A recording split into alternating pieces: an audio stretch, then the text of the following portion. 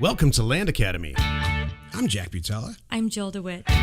We show you how to buy real estate for half of what it's worth. And sell it on the internet really fast. We are Jack and Jill, and this is the Jack and Jill Show too. With over 15,000 completed transactions, we're the experts at acquiring property. Of all kinds, not just land. For half price and flipping them for way more. All right, let's get this show started. Jack Butala with Jill DeWit. Hello. Welcome to our show today. In this episode, Jill and I talk about bulk mail printing. Explained, it's Friday. Happy Friday. First, let's take a question posted by one of our members on Land Academy's free online community. Cool. All right. Brandon, not Luke. Brandon, it's been a lot of Lukes. Brandon asked, I have someone wanting to sell, but is interested in retaining the mineral rights. Before I call her back, I want to be prepared. What is recommended? Try to keep mineral rights for the property if possible, or it's no big deal and just proceed with the deed stating that she retains them. Any issues with trying to sell the property with no mineral rights? Would you like to go or should I? Go for it. This is how mineral rights are conveyed and have been conveyed since homesteading property. So let's say in the whole chain of title since homestead, there's 10 people, and you are number 9, and the person that you're going to sell it to right in a month from now is number 10. Well, does this property have mineral rights? How do I know? Well, what happens is between number 1 and number 8, somebody withheld the mineral rights, and they put it right on the deed. It says, I'm conveying this property whose legal description is this, and everything that's involved with it except mineral rights. Well, how do you know if it was 2 or 3, or how do you know the property still contains mineral rights? You have to go back and get all 8 documents. Mm-hmm. Well, how realistic is that since back to the 1700s or whenever it was homesteaded? Mm-hmm. Extremely unlikely, in my opinion. So that's how you know if a property has mineral rights. Best case, to answer one of these questions in here, I love when there's like 6 questions. The best case is that the mineral rights are still with the property. So, but it's going to take a lot of doing to find out. And the mining companies and stuff are experts at it.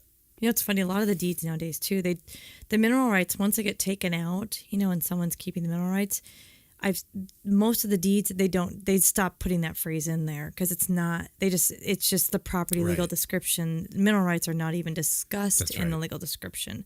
So to find out, you really have to go back, which is a good thing we have access to all that stuff. We can do it on ourselves.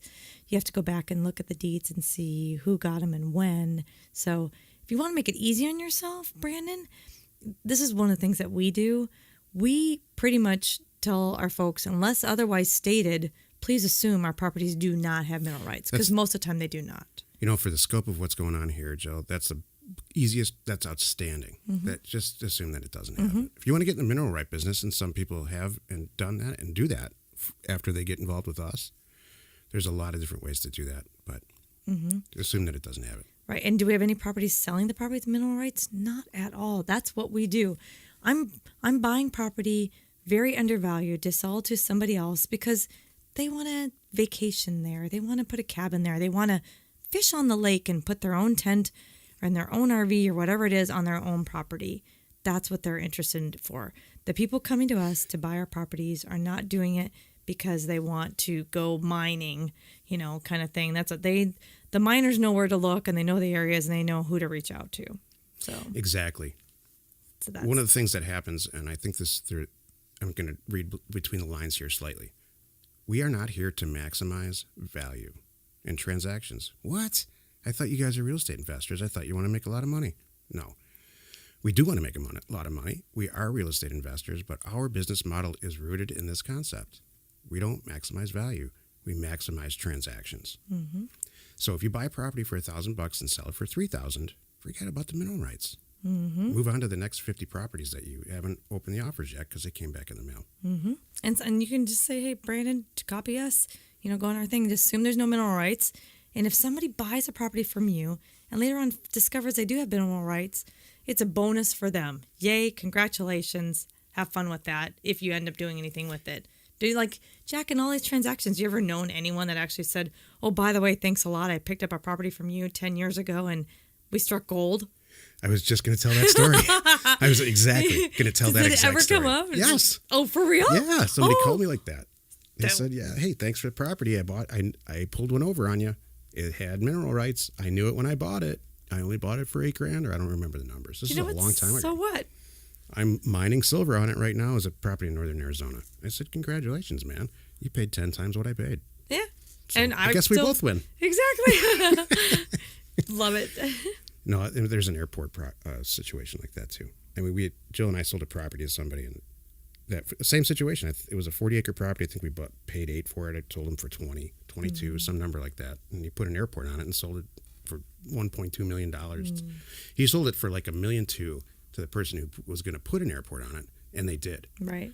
And that's okay. And that's our business model. That's fine. I love it. We want our buyers to do better than us. Because then you have customer for life. Thank you very much. Exactly. Hey, if you have a question or you want to be on the show, reach out to either one of us on Land Academy's free online community. Today's topic is bulk mail printing explained, in sort of like a 5-day series, I guess, about getting stuff out in the mail. So this is the meat of the show. Well, Jill, there's a few ways you can get a bunch of offers, let's say 1,500 offers, into the mail. Well, I can get my neighbors. We can all get out in the cul-de-sac on picnic tables, and we can handwrite them. That's the one that most people use. With the holidays coming up, I think it's a great time. All the family's going to be together. Maybe that's a good one. Why did Aunt Jill sit us down with a bunch of pens and notepads and envelopes? What a memory for the therapist. Your future therapist for your children. Yeah. I passed out one time because Daddy made me like 6,000 stamps. It's so funny. So I think we just said why you don't want to do it that way. Why bulk mail is better. Here's all the ways you can send a bunch of offers out. You can lick stamps, all right, and which is what most people do because that's how we've all sent letters in the past. 1,500 of them? You can hire somebody to lick stamps, and I've done that. Long story short, there's a lot of special needs people or group homes and stuff that take care of special needs people, and they need something to do, and it's free labor. They love to do it, and I've done that for years. I did that. Mm-hmm. You don't want to do that either. There's still a better way. And then you use the Pitney Bowes thing back then. Yes. It was probably like, okay, then I just have a Pitney Bowes machine where I have a whatever discount in my office, and I still think I'm doing it. You're doing it better than licking stamps, but there's still a better way. Right, and the best way is to hire a pro, like always, a bulk mail pro. And I can explain it, and I will explain it because that's what this show's about. Mm-hmm. A bulk mail printer is somebody who owns a printing company, maybe a bunch of equipment, and they also own a federal government USPS issued bulk mail license. So for the rest of us, if we lick a stamp and stick it on an envelope, it costs 55 cents ish. Or no, what's the number now, Jill? Do you know? 49. 49? It's 49 cents for a stamp? For a stamp, yeah. Okay. 55 is our out the door with everything. No, but 50, it actually went down. It was in the 50s. It really did. It was like 51 cents for like 6 months, and then they repealed it. I don't remember. It really did. It went up and then down. Okay. So you can they get a bulk mail license, and for that, the rest of us at 49 cents, we stick it on there, but they can do it for 30. Mm-hmm. And I'm oversimplifying because there's grades and levels, and where it goes matters, and how many go to one place. But let's just say it's about 30 cents because it is really. Well, I was going to just touch on that real quick here because I think that's really important for everyone to know. Part of the why it's so special and so cheap and better going through this person, they get better rates that even we will go get because the discount is all because it's sorted and dropped a special way based on the states and all that good stuff for the post office. So there's a lot of work that goes into it to get the rates down that low that we don't want to do because we're not printers. Yes, so the post office rewards a bulk mail organization like this with a license. They reward them by cheaper rates based on how they get it to the post office and how it's bundled up. So if you send out 600,000 letters and half of them are in one zip code and it's bundled up property, and do you really want to learn all this? Yeah, no. Exactly. You want to trust somebody like us who's already done it all wrong to do it for you. So yes, they are very rewarded for doing it properly. And the net effect to you to make that enticing for an organization like ours or the bulk mail printer that we have an agreement with, to make that enticing, they offer lots of other services like hey, we'll do your mail merge for you.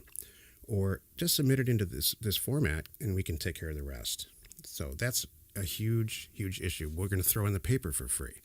We're going to throw in the envelopes for free, and on and on and on. Go ahead. Not only that, just think of the cost of the printing. I mean, how many your printer, your ink, your paper, all the things that, because they're buying in bulk. Your time. And your time. And they're pros. What we do, it would take us days or to hours and days to do what they can do in an afternoon, to do thousands and thousands. You're a deal maker. You want to spend time doing deals, not this stuff. Mm-hmm. It just pays to do it. And then finally, this is a huge benefit to using a professional company. And this is not a commercial. Use whatever bulk mail printer you want. Just don't do it yourself. Mm-hmm. That's my whole point here. What happens at the end is they run your list that you've generated from data through software that's directly tied into the USPS, the post office's database.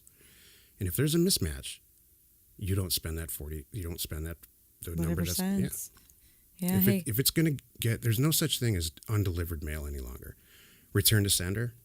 With software like this, it does not happen. Mm-hmm. There might be one or two out of 1,500, but this show, I decided to do the show because I was answering some questions in Facebook and in our community, and they're getting all these letters back. And I said, you know what?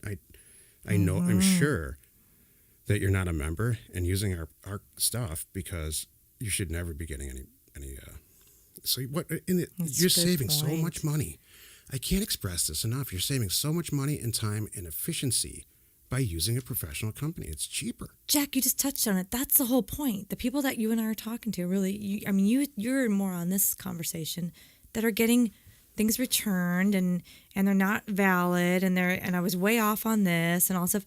Because it was A to B to C. They were thinking they're saving money and they're not. Right. So the energy that went into this and that and the results, here's the end game.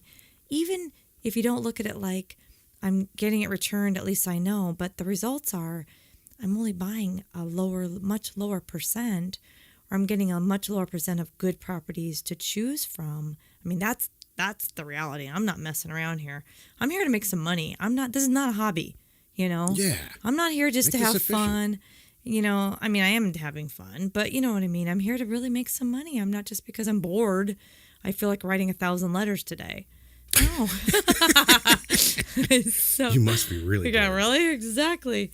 No, I'm here to make some money and do it right. Right. So you're going to do you're going to pull a list out of a database anyway. You're going to look at a document, that basic document, the templated document that everybody wants to get. All right. So now you're standing there looking at these two documents. You have a choice. You can buy a printer, go to the store, buy reams and reams of paper. You can buy some extra toner because you're going to need it. You can buy some envelopes with a window in it. Make sure they're the right ones. Make sure it's all lined up. You can deal with printing all those out, then stuffing them in an envelope. Then you got to go get some stamps. Okay. Do you want to do any of that? You should just stop it right there, right when you have that data set and the template, and send it to the pros. And it's going to be cheaper than the price of the stamp even. Mm-hmm. Forget about the paper, the toner, and the time. And your family and your neighbors that will love you. Because you know what? Instead of assembling them in the cul-de-sac and making them go to work, you're going to send them in the cul-de-sac and you're going to have a party. Right. How's that? How's that to wrap that up? I made a mistake one time because we sent out a huge mailer one time, and I thought this is a lot of years ago. I thought we were going to save a bunch of money. I'm going to go get a bulk mail license myself and get a printing thing, and we're going to save some money. And when I really did the math on how heavy this would be when I was done, like weight, I needed a semi to get it to the post office. Mm-hmm. Literally, I needed a semi. Well, I'll end on this. My last comment is we have one of our members who does a lot of mail, and he thought he'd do this himself. He really bought it, and then 2 weeks later, he's got photos he's showing for all the members. Anybody want to buy this printing machine off me? I mean, he got one of the special folding big, because we looked at that. You and I, right. This is one more example of where you and I are saving everybody, because by golly, we thought about it. Jack and I have enough people in our world that we thought about, hey, maybe we'll set up a special area in our office and we'll put a big, commercial size printing machine in here and we'll run it through ourselves. And then we'll do that. And then we sat and did the math and we said, we must be crazy. Yeah. Even as much as what we send out and all of our people, which are tens of thousands of offers a month, we're not doing it. It was 80,000 last month. Yeah, we're not.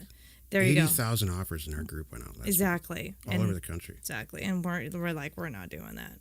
It's not the business we're in. Right. Join us in another episode where Jack and Jill discuss how to use information, that's me. And inspiration. And keep all your friends, that's me. And keep your kids out of future therapy. We use it every day to buy property for half of what it's worth and sell it immediately. You are not alone in your real estate ambition.